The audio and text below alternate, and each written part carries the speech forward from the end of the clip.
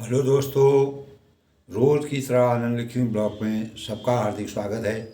सबके मंगल भविष्य की कामना के साथ दोस्तों, आज 15 दिसंबर 2023 मार्गशीर्ष माह शुक्ल पक्ष की तृतीया तिथि, पूर्वाषाढ़ा नक्षत्र, वृद्धि योग, अभिजीत मुहूर्त 11:55 से 12:36 तक, सूर्योदय 7:05 और सूर्यास्त 5:26।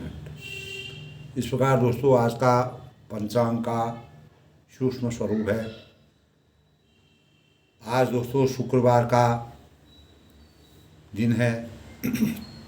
माँ दुर्गा, लक्ष्मी और संतोषी माता अनेक रूपों में माँ ने अपना अवतार लिया था। उन्हीं स्वरूपों की पूजा, भाव, उपासना, उपवास, व्रत, विधि विधान से हम माँ के रूप में आराधना करते हैं और उनको अनेक प्रकार से उनके स्वरूप की उपासना करते हैं। माँ के स्वरूप के दिव्य रूप हैं, उन दिव्य रूपों की उपासना करते हैं और अपने जीवन को माँ के सब ऋणी होते हैं। दोस्तों जीवन में तो माँ के अनेकों स्वरूप हैं। माँ का स्वरूप हमारे जीवन में अनेकों तरह से विद्यमान होता है। उन्हीं स्वरूपों को हम उन्हीं स्वरूपों की हम उपासना करते हैं और उन्हीं से हमको जीवन में सच्चा मार्ग और सफलता का मार्ग, हमारा मार्ग प्रशस्त होता है। हमको सफलता की सीढ़ी पर पहुंचाने का श्रेय प्राप्त होता है, माँ का आशीर्वाद। इसीलिए दोस्तों आज शुक्रवार के अवसर पर माँ सरस्वती, माँ दुर्गा, माँ लक्ष्मी और माँ संतोषी अनेकों रूप में माँ का आशीर्वाद हमारे जीवन में आता है। और शुक्रवार का संबंध सीधे दोस्तों शुक्र ग्रह से है। हमारे 9 ग्रहों में शुक्र ग्रह यश, कीर्ति, मान, सम्मान का द्योतक होता है और इस दिन माता लक्ष्मी, दुर्गा माता की उपासना, विधिपूर्वक पूजा अर्चना करने से हमारे जीवन में वैभव और प्रसन्नता प्राप्त होती है और वैभव और प्रसन्नता के द्योतक हैं। इसीलिए माता लक्ष्मी व दुर्गा माता से हमारे जीवन में हमारे मनोवांछित फलों की प्राप्ति होती है और शुक्रवार को माँ लक्ष्मी की पूजा करने से हमारी जो आर्थिक स्थिति होती है उसमें मजबूती प्रदान होती है और अनेक परेशानियों से हमको छुटकारा मिलता है।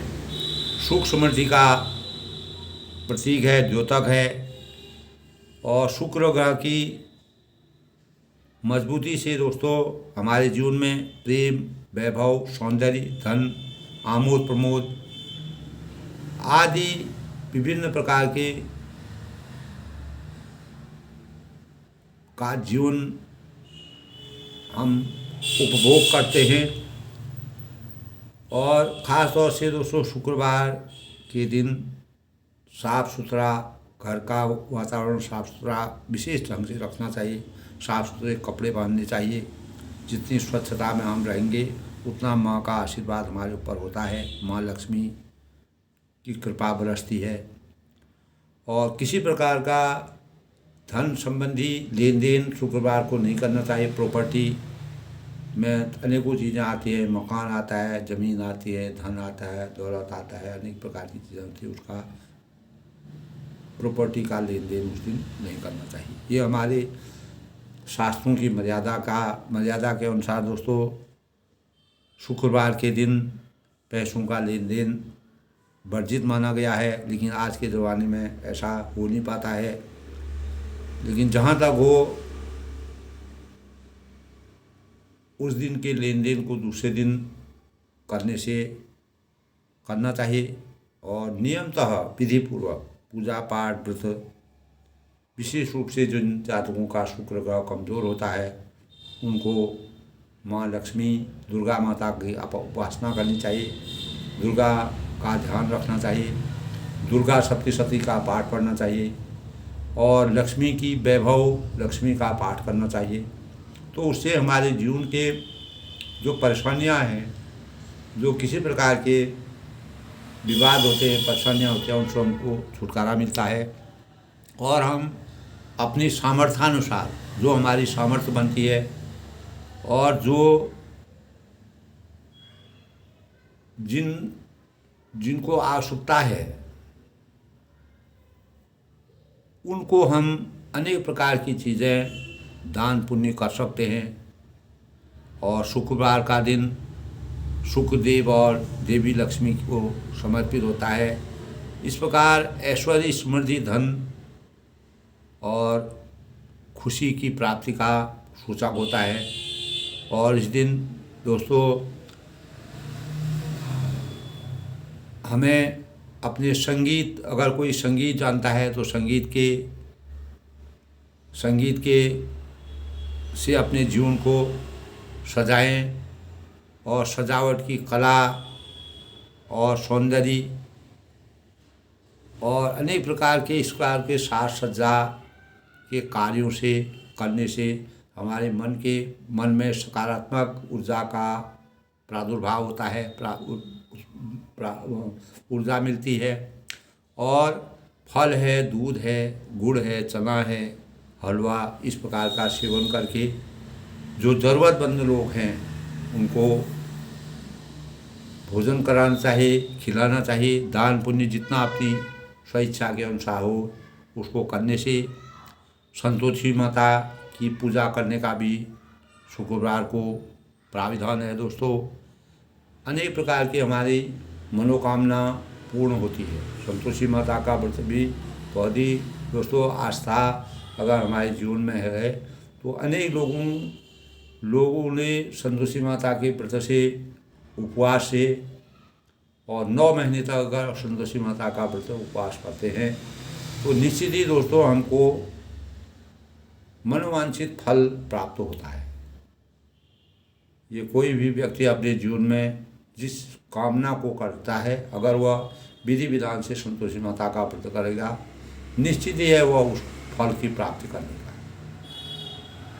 तो इस प्रकार शुक्रवार जो है दोस्तों हमारे जीवन को, शुक्र ग्रह जो है यश और सामर्थ्य का प्रतीक होता है। तो जैसे कि दोस्तों हम रोज के पंचांग के अनुसार और जो भी ग्रह होता है उसकी परिदशा हमारे जीवन में कैसी होती है, जातक जिस घड़ी जिस क्षण पैदा होता है उसी के अनुरूप उसका जीवन के कर्तव्य के भाव और जो हम अपने जीवन में करते हैं, कर्तव्यों का निर्वहन करते हैं। अगर हमारे किसी भी जातक के ग्रहों में कमजोरी होती है तो उनको हम बल दे सकते हैं, उनको सकारात्मक बना सकते हैं, नकारात्मकता को सकारात्मक में परिवर्तित। उसके लिए दोस्तों साधना की जाती है। परम ब्रह्म परमेश्वर भगवान रामचंद्र जी ने साधना के बदौलत ही, संयम के बदौलत ही, मर्यादा के अनुसार चलना और किसी भी कार्य का उल्लंघन उन्होंने अपने जीवन में कभी नहीं किया।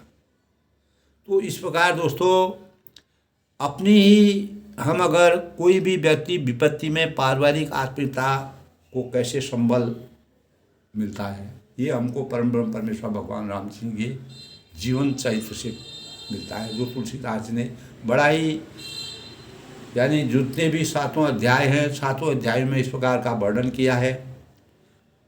विपत्ति में पारिवारिक और आत्मीयता एक संबल, जिस प्रकार संबल होता है एक हमको बल का कार्य करता है, वह हमारी पहचान करता है, हमारी मर्यादा का पहचान करता है, हमारी कर्तव्य भाव का पहचान करता है, हमारे अंदर कितनी दृढ़ शक्ति है, कितनी सहनशीलता है, कितना शांति है, कितना हम अपने क्रोध में नियंत्रण कर सकते हैं। इन सब भावों का परिवेश परम ब्रह्म परमेश्वर भगवान राम जी के आदर्शों से हमको प्राप्त होता है। दोस्तों, अपनी ही बात को यदि हम इस जीवन में अपनी ही बात को सर्वाधिक महत्व देने लगते हैं तो अपनी जीत पर ही अड़े रहने की प्रवृत्ति व्यक्ति में स्वार्थी और संकीर्ण बनाने के साथ साथ उसे समाज से हटाने की कोशिश करती है। इसीलिए कभी भी अपने ही बातों पर अड़ा रहना, दूसरे की बात को सुनना मानव जीवन का सबसे बड़ा कर्तव्य है। काफ़ी लोग होते हैं दोस्तों जो अपनी बात पर अड़े रहते हैं। जैसे कैकेयी जी ने अपना इस प्रकार का भाव रखा, उनको किसी प्रकार की दया भाव नहीं आई, किसी प्रकार की करुणा नहीं आई। उन्होंने अपने स्वार्थ यानी भरत जी को साम्राज्य दे करके अपने निजी स्वार्थ को महत्व दे करके रामचंद्र जी को 14 साल का वनवास बढ़ाया। सूक्ष्म रूप से अगर हम अध्ययन करते हैं तो परम ब्रह्म परमेश्वर भगवान राम जी ने कैकेयी को ही चुना, लेकिन सामान्य तौर से कैकेयी ने अपना निजी स्वार्थ सोचा। लेकिन इसका गूढ़ रहस्य कुछ और है दोस्तों। परम ब्रह्म परमेश्वर भगवान राम जी कैकेयी अपनी माँ कैकेयी पर बहुत ही विश्वास करते थे, अपनी माँ कौशल्या पर भी उतना विश्वास नहीं करते थे। इसलिए कैकेयी को इन्होंने उतना दृढ़ बनाया कि उनको ज़बरदस्ती मजबूरन जो है रामचंद्र जी को 14 साल का वनवास देने का प्रण करना पड़ा और उनको कठोर बनना पड़ा। तो उसी प्रकार के भाव यहाँ पर आते हैं।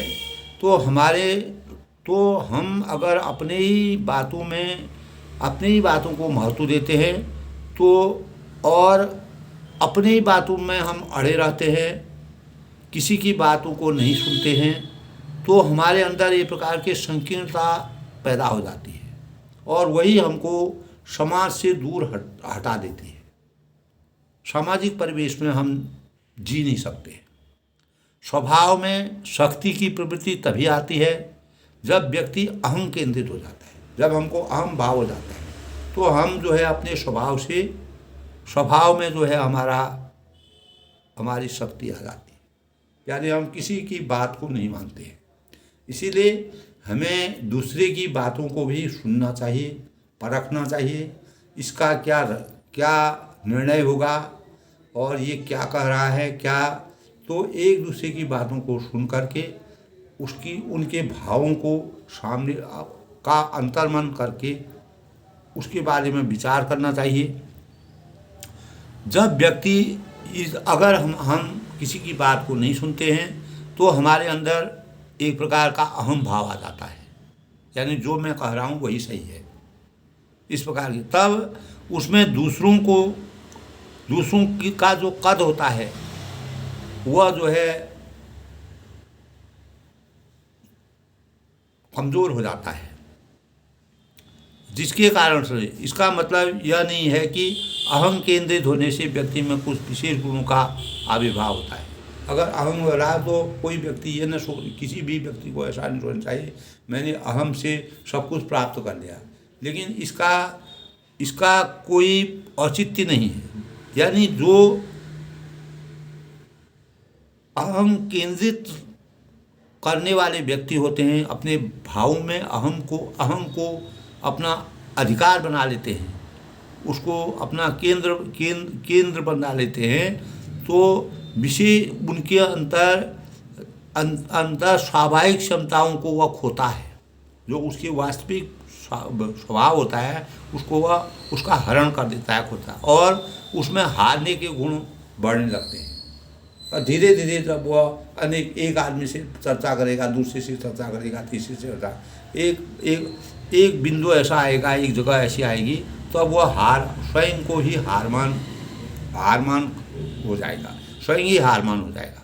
इसलिए जीवन के अन्य क्षेत्रों की अपेक्षा परिवार में इस नियम को साकार होते हुए प्रत्यक्ष देखा जा सकता है कि जिद्दी और हठी स्वभाव का सदस्य कोई भी सदस्य परिवार में होता है तो स्वयं को न जाने किन किन कल्पित विशेषताओं से युक्त देखने का आदी हो जाता है। इसमें सबसे पहली बात यह है कि दोस्तों अपनी प्रतिष्ठा से हाथ धो बैठता है। अगर जो आदमी इतना जिद्दी होता है, जो किसी की बात नहीं मानता है, अपनी अपनी प्रतिष्ठा से वो हाथ धो बैठता है, तो पारिवारिक प्रजातंत्र में उसकी भूमिका गौण हो जाती है। वह बिल्कुल अलग हो जाता है पारिवारिक भूमिका की कर्तव्य निर्वहन। क्योंकि घर के अन्य लोग समझते हैं कि सदस्य अपनी ही बात पर अड़ रहेगा, इस कारण उससे कोई परामर्श लेना ठीक नहीं समझते हैं, कोई भी उनसे राय नहीं लेना चाहता है। तो इस प्रकार का परिवेश हमारे जीवन में, यानी हमें प्रतिष्ठा धीरे धीरे बाहरी जीवन से भी खोने लगती है। यानी अगर हम अपने अपने ही भाव में, अपने ही जिद में, किसी की बात को न सुनते हुए अपने जिद में अड़े रहते हैं, हमारे अंदर सामंजस्य की भावना नहीं होती है, दूसरे की बात को हम नहीं सोचते हैं, हमारे अंदर अहम भाव आ जाता है, तो हम अपने जीवन को खो जाते हैं, खोने लगते हैं, समाज से हटने लगते हैं और हम अवहेलना के पात्र बन जाते हैं। इसी अनुरूप दोस्तों मर्यादा पुरुषोत्तम इन्हीं भावों को समाज में परिलक्षित करने के लिए कैकेयी जी के का हमेशा सम्मान किया, आदर किया, उनको अपनी माता का ही दर्जा दिया। कैकेयी ने जब मर्यादा पुरुषोत्तम भगवान रामचंद्र जी ने को 14 साल का वनवास दिया, भरत को राजगद्दी दी, तो भरत तो कुछ दूसरे ही स्वभाव के थे उनका, लेकिन वह इसका पश्चाताप जब कैकेयी अपनी ही बातों पर अड़ी रही, दृढ़ रही, किसी की बात को उन्होंने सुना नहीं, राजा की बात को नहीं सुना, प्रजा की बात को नहीं सुना, और अन्य जो लोग थे, यानी उनके अंदर अहम आ गया था, और अहम से वह जो है अपनी यश और प्रतिष्ठा और इस सांसारिक माया मोह के भौतिक सुखों को प्राप्त करने के लिए परम ब्रह्म परमेश्वर भगवान राम जी को 14 साल का वनवास और भरत को राजगद्दी दी। लेकिन उसका परिणाम क्या हुआ दोस्तों?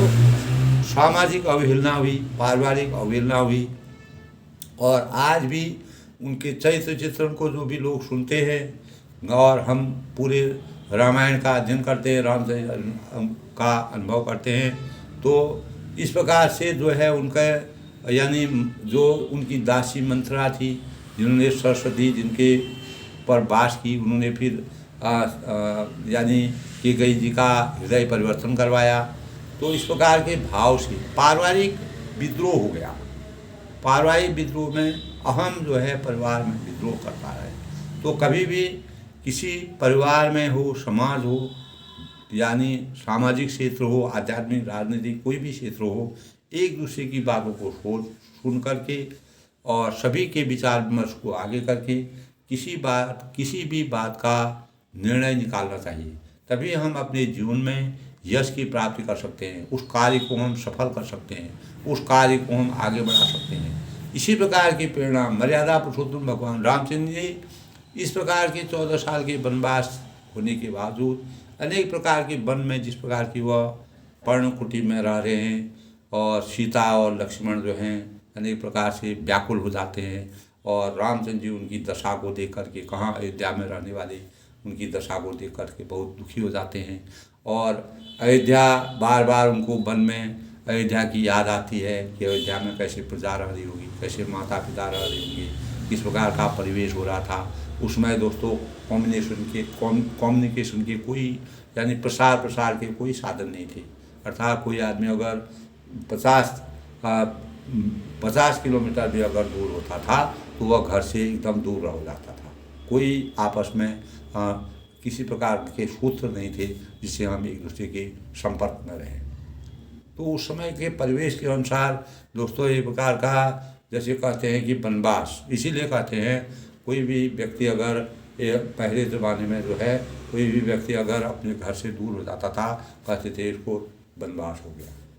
इसी प्रकार भगवान परम ब्रह्म परमेश्वर भगवान रामचंद्र ने 14 साल का वनवास का यापन करके और लक्ष्मण और सीता जी के साथ अपार सुख की प्राप्ति की, क्योंकि उन्होंने अपने जीवन में कभी भी एक दूसरे की बातों को सुना। माता पिता गुरु देवता, यानी माता पिता का सम्मान किया, गुरु का सम्मान किया, प्रजा का सम्मान किया, और कभी भी किसी भी बात की का उन्होंने अवहेलना, किसी भी बात का उन्होंने उल्लंघन नहीं किया। माता की आज्ञा जो थी, पिताजी की और माताजी की जो राय थी, पिता की जो आज्ञा थी, गुरु बंधुओं की जो राय थी, सर्वसम्मत से अगर कैकेयी ने 2 वरदान को निर्णय किया था, राजा ने 2 वरदान मिलेंगे, उन वरदानों को समाप्त करने के बाद जब परम ब्रह्म परमेश्वर भगवान राम जी को 100 साल का वनवास दिया, तो उन्होंने अनेक प्रकार के सामंजस्य के भाव से अपने जीवन को कृतार्थ किया। तुलसीदास ने इसीलिए परम ब्रह्म परमेश्वर भगवान राम जी के आदर्शों के भाव को इस प्रकार वन में, इसी प्रकार का वृत्तांत वन में मिलता है दोस्तों, कि हमें अपने जीवन में कभी भी एक दूसरे की बातों को सुनना चाहिए।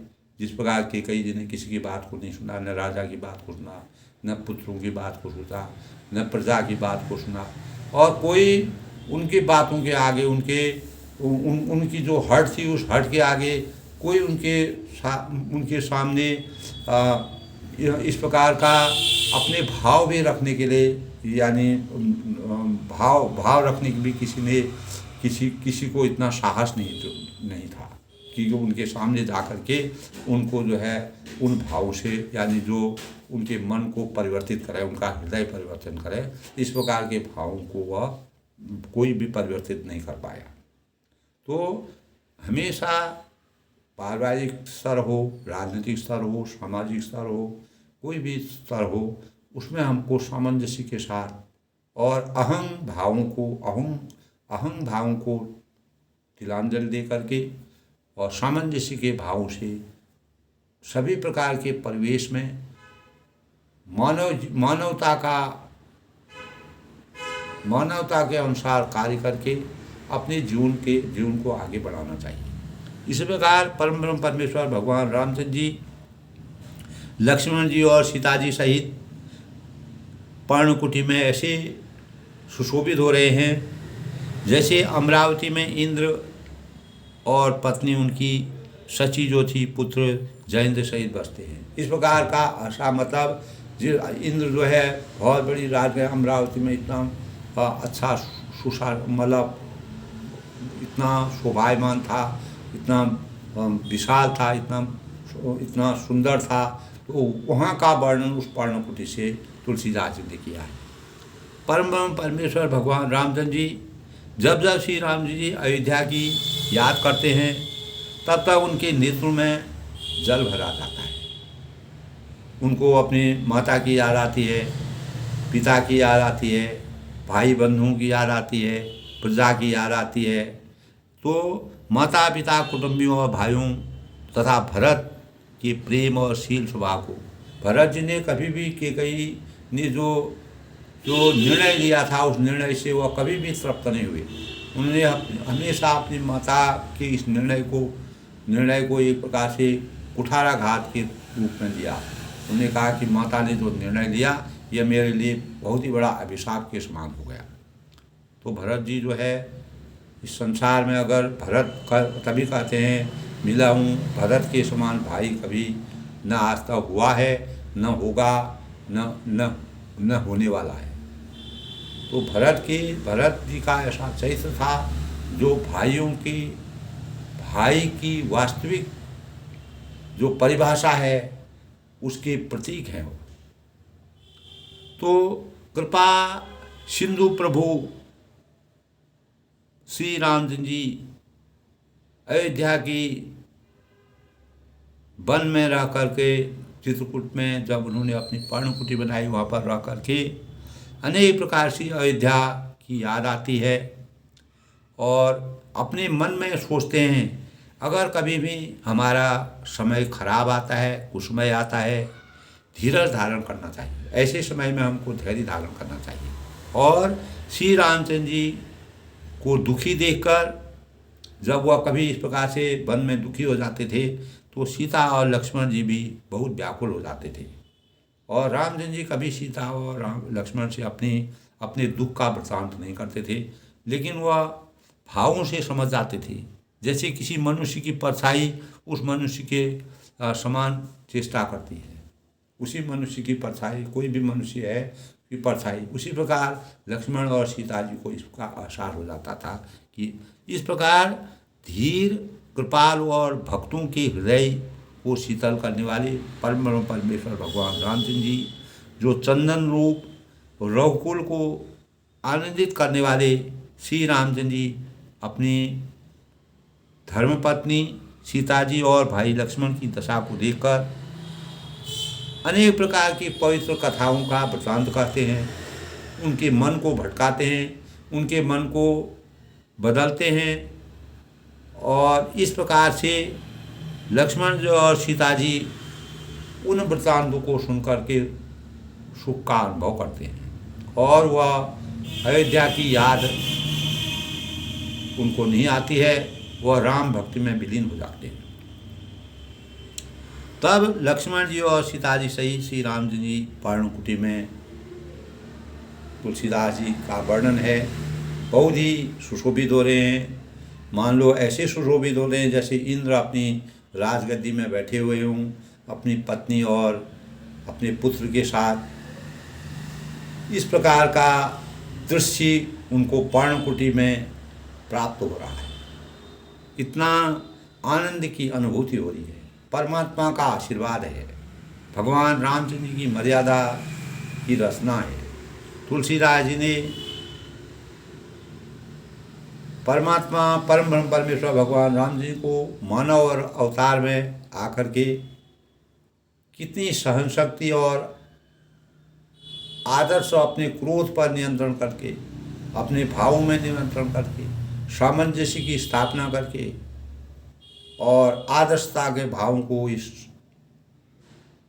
सृष्टि में व्याप्त करके पूरे संसार की मानव की कल्पनाओं को जागृत करने का प्रयास किया है। जोग वही प्रभु सिय लखन ही कैसी, पलक बिलोचन लो गोलक जैसी, से वही लखन सिय रघुबर ही, जिमि अविवेकी पुरुष शरीर से। जोग वही प्रभु सिय लखन ही कैसी, प्रभु श्री राम जी, सीता जी और लक्ष्मण जी की कैसी संभाल रखते हैं, किस प्रकार से उनको सुरक्षित रखते हैं। जैसे पलक बिलोचन गोलक जैसी, जैसे पल के नेत्रों यानी जो पलकें हमारी होती हैं वह नेत्रों के गोलकों की रक्षा करते हैं। हमारे आँख की जो पलकें होती हैं वह हमारे अंदर जो हमारा आँख बनी हुई है उसकी पूर्ण रूप से जब कोई भी हवा आती है, पानी आता है, कोई तिनका आता है तो उसको अंदर जाने से रोकने का प्रयास करता है। इसी का प्रकार परम ब्रह्म परमेश्वर भगवान रामचंद्र जी सीता और लक्ष्मण जी का इस प्रकार पूर्ण रूप से ध्यान रखते हैं। कहीं पर भी उन पर कोई भी किसी प्रकार की आँच ना आए, किसी प्रकार का कष्ट न हो, किसी प्रकार के भाव उनके गलत भाव उनके मस्तिष्क में अंदर न आए। इस प्रकार के भावों से पलकें जिस प्रकार हमारे शरीर की, हमारी आँखों की रक्षा करती है, उसी प्रकार परम ब्रह्म परमेश्वर भगवान रामचंद्र जी, सीता और लक्ष्मण जी पलकें हैं और रामचंद्र जी यानी वह उनके आँखों के अंदर इस प्रकार से विराजमान हो रहे हैं। तब यही विधि प्रभु बन बसई सुखाई, खग मग सूरता फस हितकारी, कहूँ राम बन गवम सुहावा, कहूँ राम बन गवन सुहावा, सुनऊँ सुमंत्र अवध जिमि आवा। तब पक्षी हैं यही विधि प्रभु बन बसई सुखारी, पक्षी पशु देवता और तपस्वियों के हितकारी के कल्याण करने वाले प्रभु इस प्रकार सुखपूर्वक वन में निवास कर रहे हैं। आनंद की अनुभूति हो रही है, अनेक प्रकार से सुख का अनुभव कर रहे हैं। और कहो राम बन गवन सुहावा, सुनो उस मंत्र अवध जिमि आवा। तब वो कहते हैं इस प्रकार का वर्णन किया है कि मैंने श्री राम जी का सुंदर वनगमन कहा, वनगमन का वर्णन किया। अब जिस तरह सुमंत्र अयोध्या में आए वह सुनो। अब सुमंत्र जी जो है, अब रामचंद्र जी वहाँ पहुँच गए हैं। चित्रकूट की में उन्होंने अपनी पर्णकुटी बना करके वहाँ के प्रजा ने अपार सुख की अनुभूति हो रही है। अयोध्या जैसा वातावरण वहाँ बन गया है। वहाँ के पेड़ हैं, पौधे हैं, फल हैं, फूल हैं, और अनेक प्रकार के पुष्प हैं, बाग हैं, बगीचे हैं, माँ जो भी प्रजा है, नर है, नारी है, सब लोग सीता जी और लक्ष्मण सहित रामचंद्र जी इस प्रकार से विराजमान हो रहे हैं कि पूरा अयोध्या का जैसा परिवेश वहाँ पर हो गया है। तब तब तुलसीदास जी कहते हैं, मैंने श्री राम जी का सुंदर सुंदर वनगमन कहा। और जिस तरह सुमंत अब अयोध्या सुमंत जो है आधे रास्ते से जब वह गंगा नदी के तीर पर उन्होंने विश्राम किया था, वहाँ से सुमंत जी जो है वापस जाते हैं। अब अयोध्या में वह पहुँचते हैं, उनकी क्या गति होती है, कैसे वह राजा दशरथ को रामचंद्र के बारे में बताएंगे, उसके बारे में तुलसीदास जी का वर्णन करते हैं। फिर निषाद प्रभु में पहुँचाई, सचिव सहित सर देख जाए, मंत्री विकल विलोक विषादु निषादु कह न जाए जब भयो विषादु।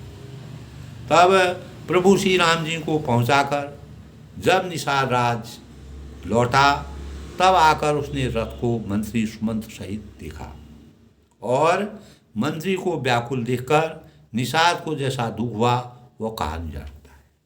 तो निषाद रास्ते में मिलते हैं, जो गंगा पार भगवान परम परमेश्वर भगवान राम जी को आते हैं। और तब सुमंत जो है वहीं से लौटते हैं और लौटने पर वह उनके दुख में, उसके अंतःकरण में मर्यादा पुरुषोत्तम भगवान राम जी की वनवास के दौरान अब वहाँ से वह जब लौट जाते हैं, प्रभु राम जी ने उनको लौटाया था, क्योंकि राजा की आज्ञा थी कि रामचंद्र जी को यहाँ तक आप ले जाइए, गंगा तट तक ले जाइए। वहाँ तक वह ले गई और वहाँ से उनको वापस जाना था, राजा की आज्ञा का पालन करना था। अब वह किस प्रकार से अपने वृत्तांत जो भी उनका वहाँ तक रामचंद्र जी को पहुँचाने, राम लक्ष्मण सीता जी को पहुँचाने तक जो भी वृत्तांत था उसका वर्णन करते हैं। राम राम सिय लखन पुकारी, पर्युं धर दितल व्याकुल भारी, देखि दखिन दिशे हाय ही नाही, जन बिन पंख बिहग कुलाई। राम राम सिय लखन पुकारी। तब निषाद को अकेले आया देखकर, तब निषाद जो है अकेले निषाद राज भी जो है अकेले आए। सुमंत ने इस प्रकार से जब वह कोई भी उनके साथ नहीं आया, तब सुमंत को भी हा राम हा सीते हा लक्ष्मण पुकारते हुए बहुत व्याकुल होकर धरती पर गिर पड़ते, क्योंकि राजा के पास उनको कोई न कोई संदेश ले जाना था। उनके पास कोई संदेश नहीं बता, वह वैसे ही जा रहे हैं जैसे मतलब राम लक्ष्मण सीता के साथ गए थे और राजा ने उनसे कहा था कि सीता को आप लौटा के लाना, लेकिन वो भी नहीं हो पाया और निषाद रात भी वैसी आ गई। तब जो भी घोड़े दक्षिण दिशा की ओर बिचर रहे थे, रामचंद्र जी गए थे, देख देख कर हिलाते हैं मानो बिना पंखों के पक्षी जागो रहे। इस प्रकार से अनेक प्रकार से जो घोड़े हैं, जिस प्रकार से उसमें घोड़ों का भी हिंडना रामचंद्र को देख करके मर्यादा पुरुषोत्तम भगवान राम जी को, पशु पक्षी भी दोस्तों हर एक चीज़ को जानते हैं, वह बोल नहीं पाते हैं लेकिन समझते हर चीज़ हैं। जो सामाजिक परिवेश हमारे जीवन में जो परिवेश होता है, अगर पशु पक्षी हमारे साथ रहते हैं तो हमारी परिदशा को वह जानते हैं, उनको अनुभव हो जाता है। और नहीं तृण चरही न पियही जलू, मोचन लोचन बार, व्याकुल भई निषाद स्वभाव रघुबर बान्या। तब वे न तो घास चरते हैं, मर्यादा पुरुषोत्तम भगवान राम जी के बिना पूरे पशु पक्षी जो भी जानवर हैं सब जो है उन्होंने अपना घास चरना बंद कर दिया है, पानी पीना बंद कर दिया है, आँखों में जल भराया है। और रामचंद्र जी की घोड़ों की इस दशा को देखकर निषाद राज व्याकुल हो जाते हैं। तो मर्यादा पुरुषोत्तम भगवान राम जी राशि साडाल में रहते थे। अयोध्या में अनेक प्रकार से इस प्रकार से वाहन थे, घोड़ों पे वह चलते थे, रथ में चलते थे। तो वह सब उनके बगैर, रामचंद्र के बगैर जो है सब अपने को दुखी महसूस कर रहे हैं, उनके अंतःकरण में दुख है और रामचंद्र से विमुख हो गए हैं। वो धरि धीर तब कहीं निषाद, अब सुमंत परिवहन विषादु, तुम पंडित परमारथ ज्ञाता, धरऊँ धीर लखी। तब निषाद राज सुमंत को भी समझाते हैं, सुमंत जी को समझाते हैं कि परमात्मा का जो आशीर्वाद होता है, परमात्मा ने जो सोचा होगा वो यही सोई जो राम रचि राखा, को कहीं तरह बड़ा भी शाखा।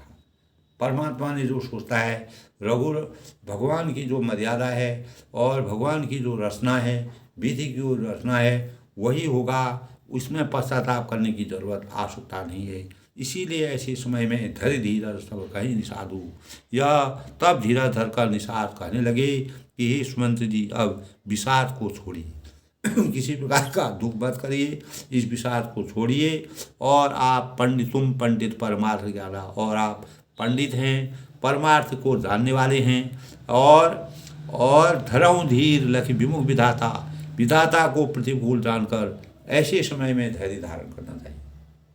जब विपरीत परिस्थिति आती है, कोई स्थिति खराब आती है, विपरीत परिस्थिति में अगर जो मानव धैर्य धारण करते हैं वही असली मानवता की पहचान है।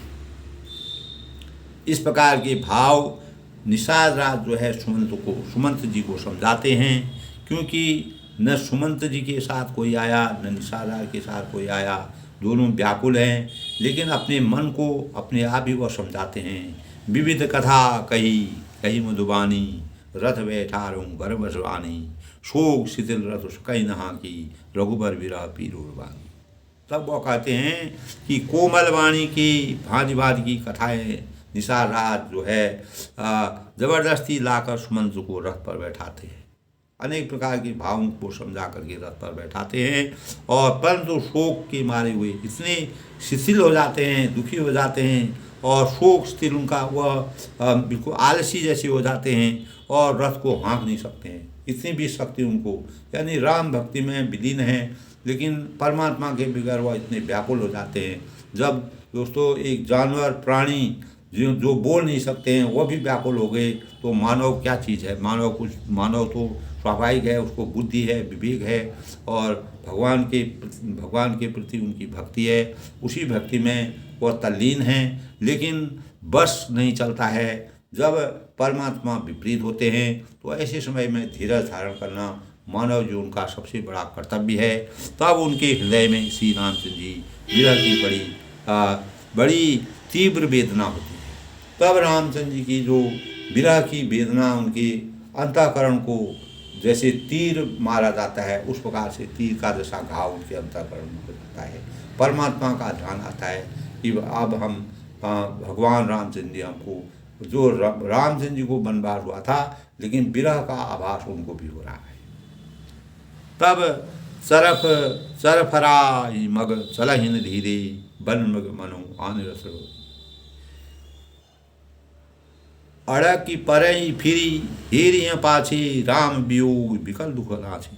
तब वह कहते हैं कि घोड़े तड़पते हैं, सरफराई मग चलहिन घोड़े जो है रास्ते में चल नहीं पा रहे, तड़प रहे हैं, और रास्ते पर नहीं चल पा रहे हैं। वन मृग मनहु आन रथ जोरे, और वन मानो जंगली पशु लाकर रथ में जो दिए गए हैं, इस प्रकार का, यानी उनको कोई ज्ञान ही नहीं है, वह अज्ञान बिल्कुल असहाय हो गए हैं। तो वह असहाय में जो है उनके अंदर कोई सामर्थ्य नहीं रह गया है। ऐसा लग रहा है कि वन से कोई नया जो है पशु ला कर के हम रथ को हाँक रहे हैं। तब अड़ो की परही फिरी हे रही पाछे, श्री राम जी के वियोगी घोड़े कभी ठोकर खाकर गिर जाते हैं, राम वियोग विकल दुख रहेगी, और कभी घूमकर पीछे की ओर देखने लगते हैं, और वे तीक्ष्ण दुख से व्याकुल हो जाते हैं। इस प्रकार तुलसीदास जी दोस्तों, एक प्राणी मात्र जो जानवर होता है, जो बोल नहीं सकता है, और वह भी रामचंद्र के बगैर मर्यादा पुरुषोत्तम भगवान राम जी के विरह से वो भी व्याकुल हो जाते हैं, वो भी दुखी हो जाते हैं, उनका शरीर भी स्थिर हो जाता है, वो भी किसी काम करने के योग्य नहीं हो जाते हैं। इस प्रकार से व्याकुलता और विरह हमारे जीवन का बहुत बड़ा कठिन समय होता है। तो ऐसे ही समय में परम परमेश्वर भगवान राम जी की सीख है कि तुलसीदास जी ने इस प्रकार का वर्णन किया है। ऐसे समय पर धीरज धारण करना मानव जीवन का सबसे बड़ा कर्तव्य है। तब जो कह राम लखन बैदेही, हिकारी हिकारी हित हेर हिते ही, बाज बिरा गति कही के में जाती, बिनु मने फनिक बिकल जही भाती। तब जो कह राम लखन वै देही, जो कोई राम लखन और जानकी का नाम ले लेता है, हिकारी हिकारी हेरही हेरी, घोड़े हिकार हिकार कर अपनी आवाज़ को निकाल कर करके, अपने भावों को व्यक्त करके उसकी ओर बड़े प्यार से देखने लगते हैं। तो घोड़ों का जो उनके हमेशा साथ घोड़े चलते थे, जो साथ उनके घोड़ों से जहाँ तक भी यात्रा करते थे, जहाँ जाते थे वो, तो उन घोड़ों के अंदर भी राम भक्ति पूर्ण रूप से विराजमान हो गई हैं। और बाज विरह गति कहीं की में जाती, घोड़ों की विरह दशा का वर्णन तुलसीदास जी कहते हैं हम नहीं कर पाते हैं, इस प्रकार का विरह उनको हो गया है। तो बिनु मणि फनिक विकल जही भांति, उनका स्वरूप इस प्रकार से हो गया है, इस प्रकार से वह व्याकुल हो गए हैं जैसे मणि के बिना सांप व्याकुल हो जाता है। सांप जो है, मणि के बिना सांप की शोभा नहीं होती है, सांप जो है अपने को असहाय समझता है। उसी प्रकार रामचंद्र के वियोग में घोड़े तक जो हैं व्याकुल, उनके विरह में व्याकुल हो जाते हैं। इस प्रकार के भाव, अनेक प्रकार की उपमा लेकर के, अनेक प्रकार के भावों से रामचंद्र की विरह दशा का, बन जाने की विरह दशा का वर्णन जब सुमंत जी और निषाद राज जी वापस बिना किसी कोई उनके साथ सीता जी को, राजा जी ने कहा था कि सीता जी को वापस लौटा आना, क्योंकि वह कोमल स्वभाव के हैं, वन उनके योग्य नहीं है, वह वन में नहीं रह पाएंगी। लेकिन ऐसा नहीं हो पाया। सीता जी ने कहा कि जहाँ जीवन होता है वहीं प्राण होता है, बिना प्राण के जीवन नहीं हो सकता है। प्राण और जीवन एक साथ जिस प्रकार रहते हैं, उसी प्रकार में बिना रामचंद्र जी के मेरा जीवन निरर्थक है और कोई अर्थ ही नहीं होता है। भयं निषाद विषाद बसौ, लिखत सचिव तुरंत, बोल सुसेवक चार तबौ, दी सारथी सम। इस प्रकार तुलसीदास जी ने दोस्तों जब सुमंत जी और निषाद राज जो है वापस आते हैं राजा जी से, राजा दशरथ से वह क्या मैसेज, क्या सूचना ले जाएंगे, इस सूचना के लिए वह आतुर होते हैं, बहुत ही परेशान होते हैं कि हम क्या कहेंगे, किस मुख से हम अयोध्या में जाएंगे। तब भयं निषाद विषाद बसौ, मंत्री और घोड़ों की दशा देखकर निषाद राज विषाद के वश में होगी। निषाद राज को भी अपार दुख होने लगा, वो भी व्याकुल हो गए। जब घोड़ों की व्याकुलता को देख करके निषाद राज खुद ही व्याकुल थे और व्याकुल हो गए। और बोल सुसेवक चार तबौ, दिए सारथी सब, तब उसने अपने 4 उत्तम सेवक बुलाकर सारथी के साथ कर दिया। तब निषाद राज ने 4 अपने सेवकों को बुला करके सारथी के साथ जो है उनको लगा दिया। और गुह सारथी फिरौं पहुँचाई, फिरौं विषाद भरन नहीं जाई, चली अवध जही रथे निषादा, होई छन मगन विषादा। निषाद राज गो सारथी सुमंत जी को, यानी सुमंत जी सारथी हैं जो रथ को चला रहे हैं, तो सारथी सुमंत जी को पहुंचाकर विदा करके लौटे। और उसने विरह और दुख का, इस विरह और दुख का वर्णन तुलसीदास जी अपने शब्दों में नहीं कर सकते हैं। और चले अवध ले रथे निषादा, वे चारों निषाद रथ लेकर के अवध को चले, अवध अयोध्या की तरफ जा रहे हैं। और सुमंत और घोड़ों को देख करके होए छन मगन विषादा, तब सुमंत और घोड़ों को देख कर वे भी क्षण भर विषाद में डूब जाते हैं। अनेक प्रकार का कष्ट हो रहा है, उनको दुखी हो गया है, व्याकुल हो गए। रामचंद्र के विरह में बहुत ही विरह में व्याकुल हो गए हैं। सोच सुमंत विकल दुख दीना, दिग दीवन रघुवीर विहीना, यानी व्याकुल और दुख से दीन हुए सुमंत जी सोचते हैं, क्या सोचते हैं कि श्री रघुवीर के बिना जीने का अधिकार, यानी हमारा जो जीवन है निरर्थक हो गया है, हमको हमारा जीवन बेकार हो गया है, बिना राम के हमारा जीवन व्यर्थ हो गया है। इस प्रकार से वो कहते हैं सोच सुमंत विकल दुख दीना, दिग जीवन रघुवीर विहीना, रघुवीर के बिना यह जीवन धिक्कार है, इस जीवन का कोई औचित्य नहीं है, कोई रहस्य नहीं है। हमारी भक्ति समाप्ति हो गई है।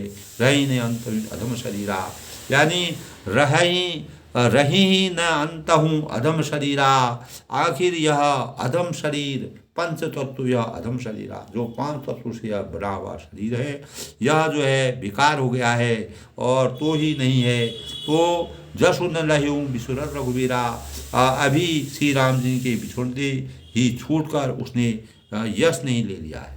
यानी कोई किसी प्रकार का यश हमको कीर्ति क्यों नहीं दी है, हम किसी प्रकार के यश के भागी नहीं हैं, क्योंकि हम कुछ कर ही नहीं पाए। मर्यादा पुरुषोत्तम भगवान राम जी जब वन को चले गए और हम उनको किसी प्रकार से भी नहीं समझा सके, और यह जो है हमारे लिए बड़ा दुख का विषय है। अब हम अयोध्या में जाकर के राजा दशरथ जी को क्या सूचना दे जाएंगे, क्या कहेंगे, भई अजस अगभाजन माना कौन ही नहीं करत बहाना। तब सुमंत जी की मनोदशा का वर्णन तुलसीदास ने बड़े ही हृदय स्पर्शी ढंग से किया है। और भई अजस अस भाजन बाना, वे ये प्राण अपयश और पाप के भाने हो गए हैं, यानी हम अपयश के भागी हो गए हैं, हमारे प्राणों का रहना व्यर्थ है। इस प्रकार के भाव और सोच रहे हैं, कौन ही नहीं करत बयाना। और अब ये किस कारण से कूद नहीं करते हैं, निकलते हैं, यानी वह कहते हैं कि हमारे प्राण अगर निकल जाते हैं, निकल जाएं तो वो अच्छा है। लेकिन परम ब्रह्म परमेश्वर भगवान, मर्यादा पुरुषोत्तम भगवान राम जी की पूरी मर्यादा है। और हाय तब अह मंद मन अवसर चूका, तब नीच मन बड़ा अच्छा मौका चूक गया। अब भी तो हृदय में 2 टुकड़े नहीं हो जाते हैं। वह अनेक प्रकार से कल्पना करते हैं। दोस्तों, जब कोई भी मानव होता है वह इस प्रकार की विषम परिस्थितियों में होता है, किंग कर्तव्य विमूढ़ अवस्था में होता है, तो वह कहता है कि वह अपने इस प्रकार के वृत्तांत को अपने अंतःकरण में सोचता है और सोच करके परमात्मा मर्यादा पुरुषोत्तम भगवान राम जी के स्वरूप को देख करके वह अचंभित हो जाते हैं, आश्चर्य हो जाता है उनको कि इस प्रकार का परिवेश क्यों हुआ और हम जो है अवहेलना के पात्र हो गए हैं।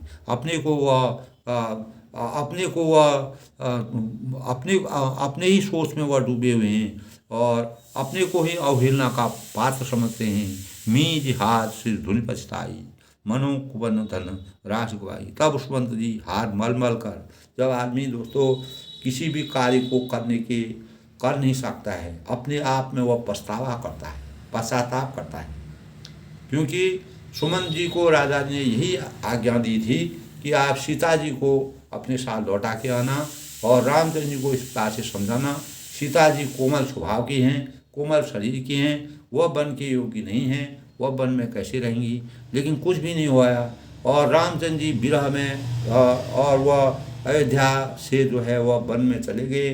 तो सुमंत जी क्या बात राजा को वृत्तांत कहेंगे, तो सुमंत हाथ मलकर और सिर पीट कर पछताते हैं।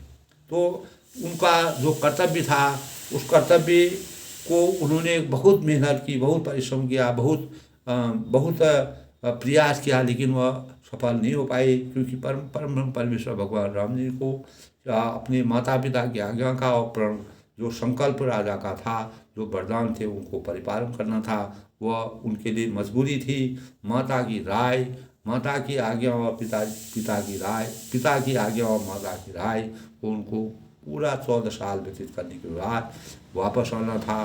तब तक उन्होंने वन में अनेक प्रकार की रचनाओं को रचने के भाव उन्होंने व्यक्त किए। लेकिन सुमंत जी जब राजा के पास जाते हैं बहुत परेशान होते हैं। बीरदि बाँधि बर वीरु कहाई, चलूँ समर जन सुभट परा। यानी खो बैठा वे इस प्रकार चले मानो कोई बड़ा योद्धा वीर का बाना पहनकर और उत्तम शूरवीर कहलाकर युद्ध से भाग चला।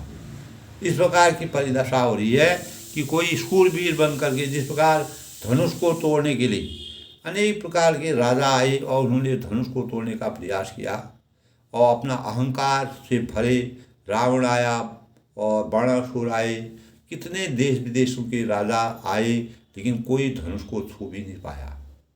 और अंततोगता परमेश्वर भगवान राम जी की जब कृपा हुई तो उन्हीं की कृपा से शिव जी का धनुष टूट पाया। उन्होंने गुलाब की टहनी की तरह उसको तोड़ डाला। तो इसी प्रकार के भाव यहाँ पर भी हो रहे हैं दोस्तों कि मानो बहुत बड़ा योद्धा वीर का, यानी इस प्रकार सुमन जी सोच रहे हैं कि मैं राजा का मंत्री हूँ, मेरे का पूरा अधिकार है और अयोध्या की प्रजा को राजा के बाद मेरा ही मुझे ही पूरे कार्य करने हैं। तो जब मैं यही कार्य नहीं कर पाया तो मैं क्या कर पाऊँगा। तो इस प्रकार से उनका, जैसे कोई योद्धा है वो हार करके किसी रण में हार करके भाग रहा हो, इस प्रकार का परिवेश जो है, इस प्रकार का वृत्तांत सुमन जी का चरित्र इस प्रकार से दर्शाया गया है। तुलसीदास ने वर्णन किया है उनकी मनोदशा, उनके भाव, उनका जीवन, उनका शरीर इस प्रकार से स्थिर हो गया है, वह कुछ नहीं कह पा रहे हैं, यानी किंग कर्तव्य विमूढ़ हो गए हैं। उनका वह कोई भी बात कहने से स्तब्ध हो गए हैं। उनका मन जो है, मन बुद्धि यानी उनका विवेक काम नहीं कर रहा है। और तब विप्र विवेकी वेद विदौ सम्मत साधु सुजात। विप्र विवेकी वेद विदौ सम्मत साधु सुजात, जिमे धोखे मदबान करो सजीव सोच श्रीमान।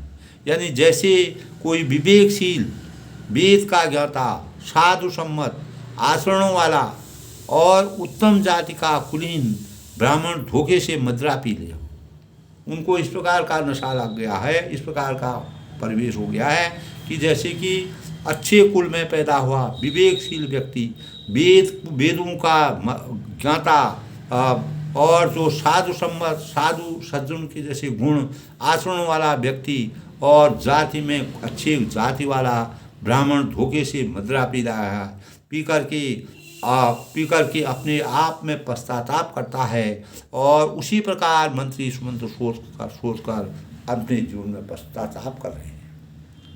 तो मर्यादा पुरुषोत्तम भगवान रामचंद्र जी जब वन में सुमन जी उनको पहुंचाने गए तो राजा ने उनको आदेश दिया था कि सीता जी को लौटा के आना और उनके समाचार लाना और अनेक प्रकार से उनको इस कार्य से समझाना। लेकिन मर्यादा पुरुषोत्तम भगवान राम जी, सीता जी और लक्ष्मण जी वह साथ साथ रहना चाहते थे, इसलिए सुमंत्र जी जो है वह मन ही मन पछताते हैं और राजा को किस प्रकार से, और उनके पछताने की गति जो है इस प्रकार हो गई है मानो वह विवेकशील हो गए हैं। वेदों को जानने वाला उनकी मनोदशा ऐसी हो गई है कि जैसे विवेकशील व्यक्ति अपने अनेक प्रकार के वेदों का जो ज्ञाता होता है और सज्जन आदमी होता है, आचरण वाला होता है और उनका किसी प्रकार जाति से कुल का ब्राह्मण धोखे से जब मदिरा यानी मदिरा पी करके पागल हो जाता है और पछतावा करता है, इसी प्रकार जो है सुमंत जी इस प्रकार के रामचंद्र जी को वन में उनके विरह में व्याकुल होकर के और राजा के पास क्या संदेश ले जाएंगे, इन्हीं बात को अपने अंतःकरण में सोच करके बहुत ही व्याकुल हो जाते हैं, परेशान हो जाते हैं, उनकी मनोदशा इस प्रकार हो जाती है। इस प्रकार दोस्तों हमारे जीवन में जो सुमंत जी थे अपने कर्तव्य निष्ठा के में परिपूर्ण थे, कर्तव्यों का पालन करते थे और अयोध्या में राजा की आज्ञा का पालन करते थे। लेकिन जब कभी इस प्रकार की भाव आ जाते हैं और जब रामचंद्र जी का विरह होता है तो वह उस विरह को सहन नहीं कर पाए, उनके लिए वह असहनीय हो गया। उसी असहनीय वृत्तांत का तुलसीदास ने वर्णन किया है। आज के प्रसंग में बस दोस्तों इतना। सबके मंगल भविष्य की कामना के साथ मर्यादा पुरुषोत्तम भगवान राम जी की इस प्रकार की जो रचना है, सुमन जी की मनोदशा का जो वर्णन तुलसीदास ने किया है, वह हमारे जीवन में हमको भी उसको अपने जीवन में उतारना चाहिए।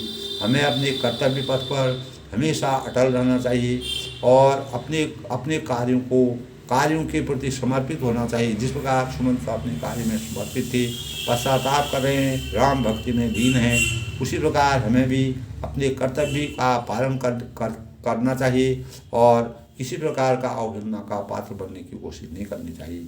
सबको धन्यवाद, सबको नमस्कार।